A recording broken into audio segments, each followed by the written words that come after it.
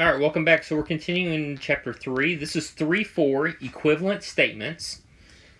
We are first going to start off with De Morgan's laws for logic. The following pairs of propositions are logically equivalent. So we see the negation of parentheses, P or Q, and the negation of P and the negation of Q. Okay. Now, it is important to point out that they are distributing that negation into the parentheses, but also something interesting is happening to your symbol here. It's flipping, okay? So it'll go from or to and, or and back to or, okay? That's the first statement. Look at the second statement. Exactly the same thing. We see the negation of parentheses, P and Q, and the negation of P or the negation of Q. These are equivalent statements.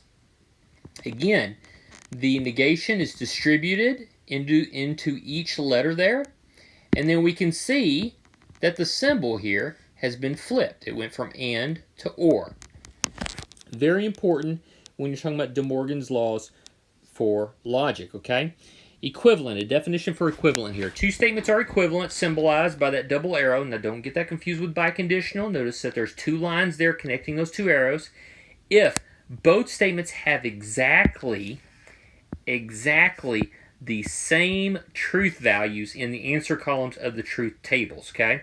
We're going to be using the blank truth tables that are included here in OneNote in Chapter 3, and I strongly encourage you to use them as well to help guide you through these example problems, okay? And especially when we get to the Chapter 3 test, have these blank logic tables handy just for your use. All right, so there's not a lot of new information for 3-4, but it is going to take us some time to go through some examples here. All right, so let's look at example number 1. All right, so we're going to use De Morgan's laws to determine whether the two statements are equivalent. Now, there are two statements here. They are written kind of close here. There's statement number 1. There's statement number 2. Okay? All right, now, I noticed the one on the left has parentheses and it happens to have a negation on the outside. So the first thing I'm going to do is I'm going to go ahead and distribute that negation sign inside. Now, a negation and a negation kind of cancels each other, sort of like a negative with a negative. So we get the negation of x is going to just be x. Okay? And the negation of y is just going to be y. Now, we saw on the screen before, this symbol right here, or, is not going to be or anymore. It's going to be and. Okay? So this is the statement that we get. Now, does this match statement number 2? Yes, it does. Which means that these are equivalent statements.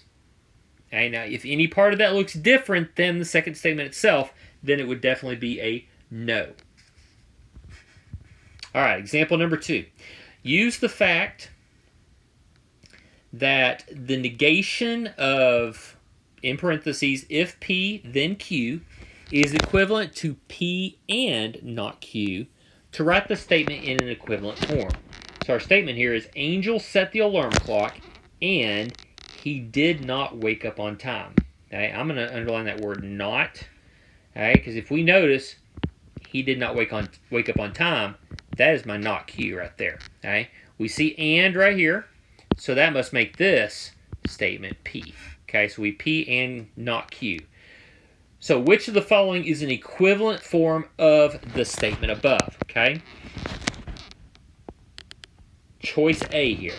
It is false that if Angel did not set the alarm clock, then he did not wake up on time. Now, it is important to point out that it says false here, okay? So it says, it is false that if Angel did not set the alarm clock, then he did not wake up, okay? And so they're saying that this is a false statement, which means that technically he did wake up on time, okay? Which does not match our statement at the top, which means A is not a good choice. Okay, now B. If Angel set the alarm clock, well, that matches statement P. Then he woke up on time. Well, did he wake up on time? No, he didn't. So choice B is no good. All right, C. C, D, and E. Notice that we have these false statements right here. So keep in mind, the false negates after the word then. Okay, whatever happens after that word then, that word false right there at the beginning is going to negate that, okay? So it is false that if Angel did not set the alarm clock, well, I could probably stop right there because that does not match P, okay? So I can go ahead and cross out C. All right, D and E both start off the same way. It is false that if Angel set the alarm clock, and E says it is false that if Angel set the alarm clock. So it's going to be important what happens after the word then. Okay? On D, then he woke up on time. But no, don't forget, this false, what this false does, this false kind of negates that. It makes it, then he did not wake up. Okay? And then on E, it is false that if Angel set the alarm clock, then he did wake up on time. Okay? Well, which one matches my statement up there at the top? That would be choice D. So D is the one I'd want to click on. All right. Now, I'm not going to build the truth table right here on example 3, okay? But I am going to build it on the blank truth tables that we have in OneNote, okay? So very important, make sure, go right over here. It's the first document up here. Let me zoom in just a little bit, trying to make it fill the screen. There we go. Okay, so this is example number 3. Okay, and we're trying to determine if two statements are equivalent. Our statements are, let's see, statement number 1 is not Q. I'm sorry, let me say that correctly. If not Q, then not P. And statement number 2 was if P, then Q. So notice we're using conditional here. Okay? In example 4 here, we'll get into some biconditional. But both of these statements are conditional. So we have to think back to 3.3 and determine when do we get a false on a conditional statement. Well, the only time we get a false is when the first statement is true and the second statement is false. Any other time, it's a true statement. Okay. All right, so we're going to have P, then Q. Okay, these values always stay the same.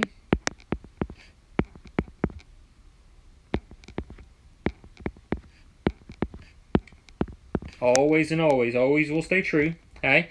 Now notice on statement 1, I see not Q and I see not P. So I'm going to go ahead and do both of those. So I'm going to go ahead and put not Q here and not P. Now I am putting them in slightly different order than what I started off with. I know I started off with P and Q. But notice in statement 1 we have not Q, then we have not P. Okay, so if I write them in this order, then it'll make it easier to solve that column right there for number 1. Okay, so not Q, that would be everything would be the opposite of Q here. Okay, so false, true, false, and true. Okay, and then not P would be everything that's opposite of P over there. So false, false, true, and true. All right, here we go. So statement number 1, okay? Remember, statement 1 and statement 2, we're trying to compare these two to see if they are equivalent, and they must have the same values all the way down, okay? All right, so not Q, if not Q, then not P. All right, so if false, then false. That's true. If true, then false. So this is when we have a false statement. If false, then true. That's true. If true, then true. That's true. All right, so that completes our first statement. Now let's move on to our second statement. This is if P, then Q. So now we're going back to these statements right here, right down here. Okay. All right, so if true, then true. That's true. If true, then false. That's false. If false, then true. If false, then false. That is true. All right, now what we need to do is compare. True and true. False and false. True and true. True and true. That makes this yes, they are equivalent. Okay? So, please, there's only going to be like 2 buttons. It's going to say yes, they are equivalent, or no, they are not equivalent.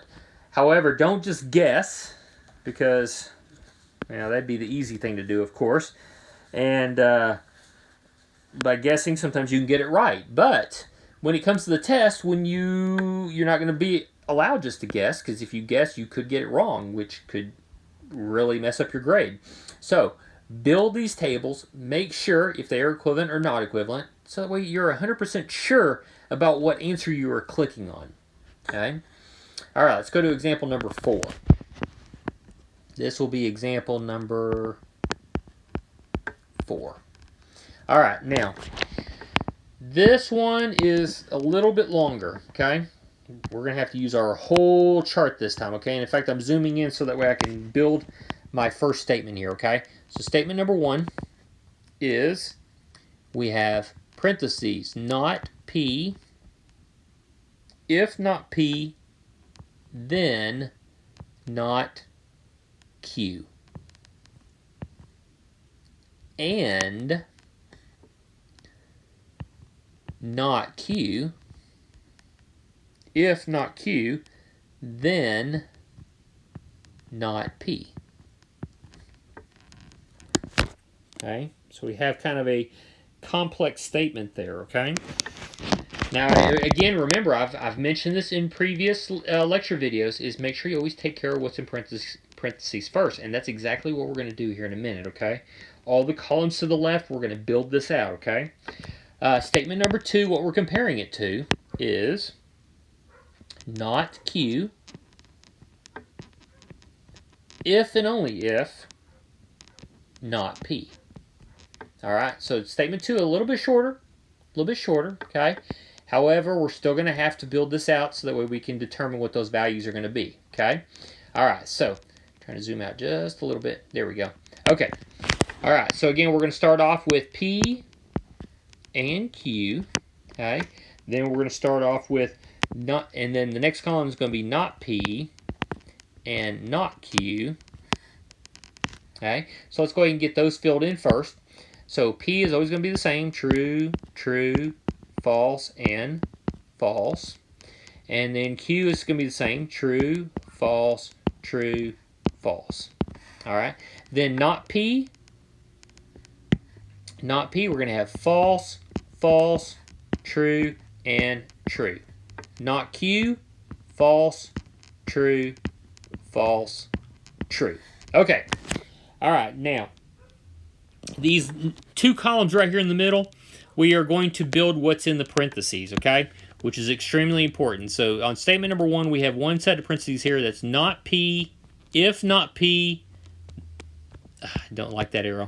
Let me try that again. If not P, then not Q. Okay? All right. And then the second column here, this column right next to it, sorry. If not Q, then not P. Okay, so notice all we're doing is flipping the negations of P and Q in the if-then statement. All right, so we did conditional just a minute ago. So remember, this is an if-then, so this is conditional. So if false, then false. That's true. If false, then true. That's true. If true, then false. That is false. And if true, then true. That is true. All right, our next column over, we're going to reverse those. Okay, so if false, then false, that's still true. If true, then false, that's false. If false, then true, that's true. If true, then true, that is true. All right, now we are ready to start putting this all together. All right, using the symbol and here. Okay, so and.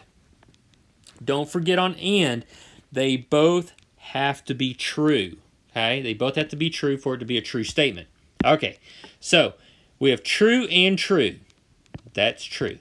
We have true and false. Well, that's false. We have false and true. That's false. We have true and true. That's true. Okay. Number 2. Statement number 2. So we're finished with statement 1. Now to statement 2. We have the negation of Q if and only if the negation of P. Okay? Remember, in this case, both of them have to be the same value. So, the first one, false and false. That's true. True and false. Again, I'm comparing these right over here, okay? Just in case you're kind of wondering where I'm at here, okay? I'm comparing these to fill in that last column, okay? So, the second one down. True, false. That's false. False, true. That's false. True, true. That is true, okay? Now, remember, our whole point here is trying to determine if statement 1 and statement 2 are equivalent. So, what we need to do is make sure we compare these. That's true and true. That's false and false. That's false and false. And that's true and true. So, what do y'all think? Yes or no? Yes. They are equivalent.